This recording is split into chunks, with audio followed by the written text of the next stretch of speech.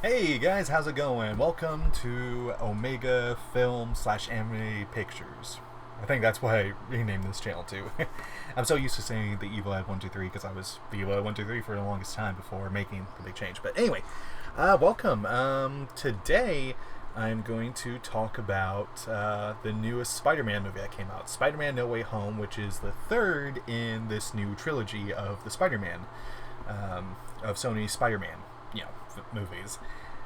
Alright, just the other day, me and the family went to go see this movie, and I didn't know what to expect from it. I really enjoyed the movie before it, Far From Home, so much more than Homecoming. Homecoming is still a fun, good Spider-Man movie, but not my favorite. I always liked Far From Home just a little bit more because it had one of my favorite villains in there, which was Mysterio.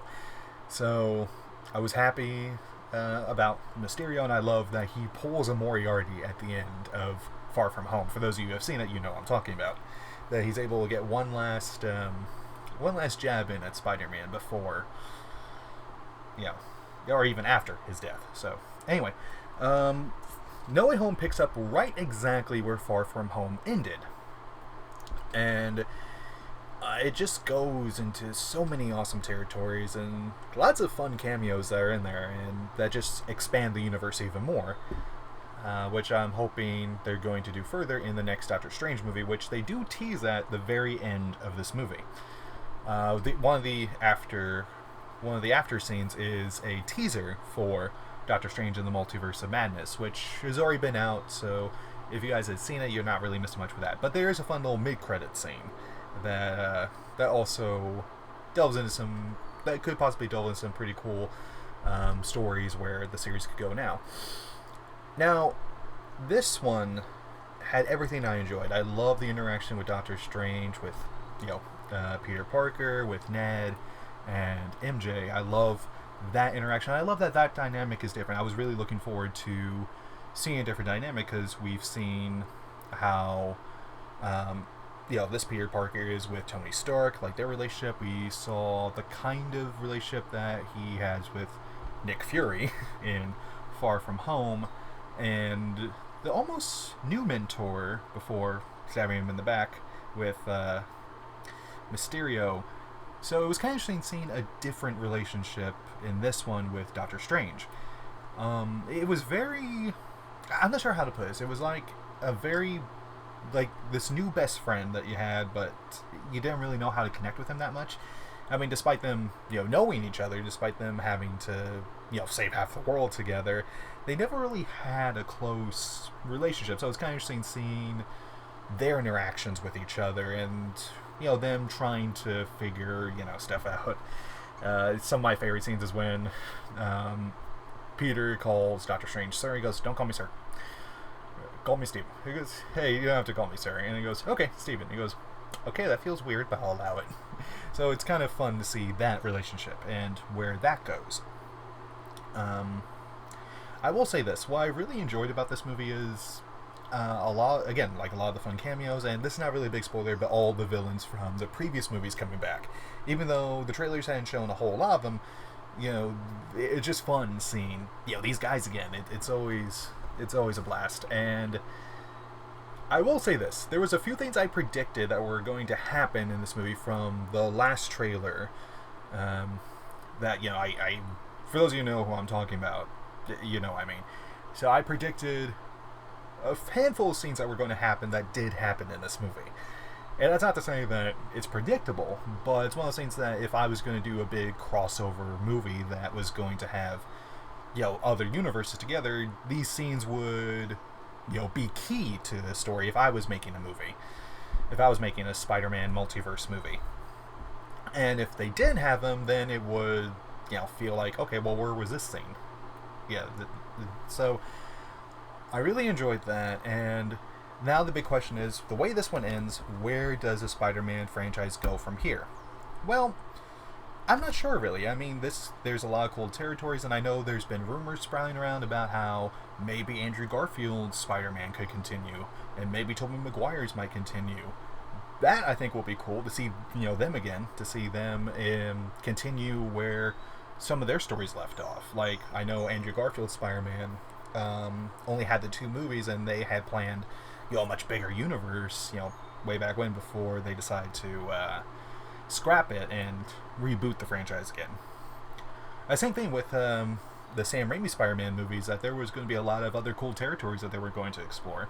So it would just be awesome, I think, if they are able to, venture into those ideas and avenues.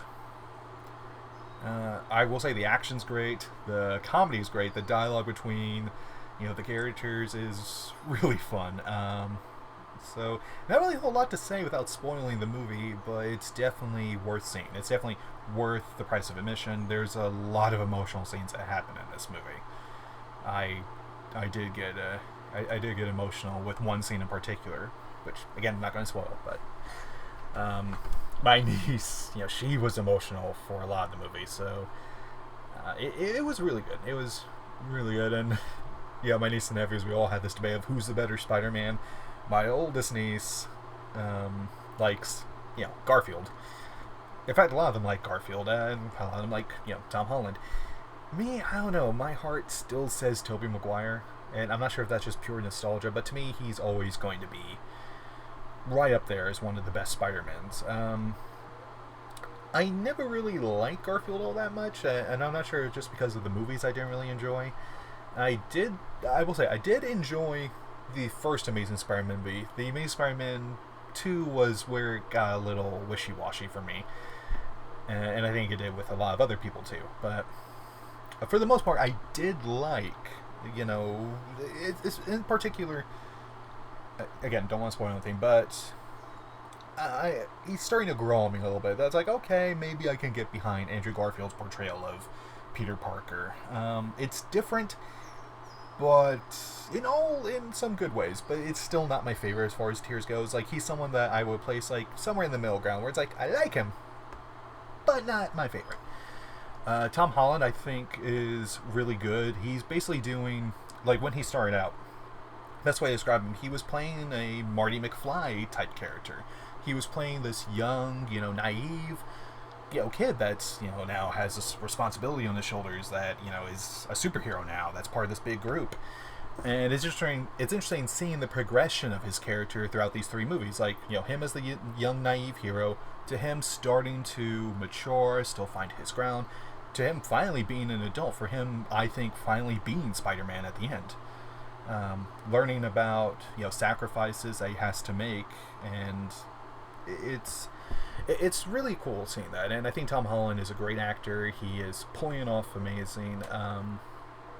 So I really do hope that they make another movie with him in it. And I feel like since this one's successful, I'm pretty sure Disney and Sony will come together again and be like, okay, let's make a few more Spider-Mans together.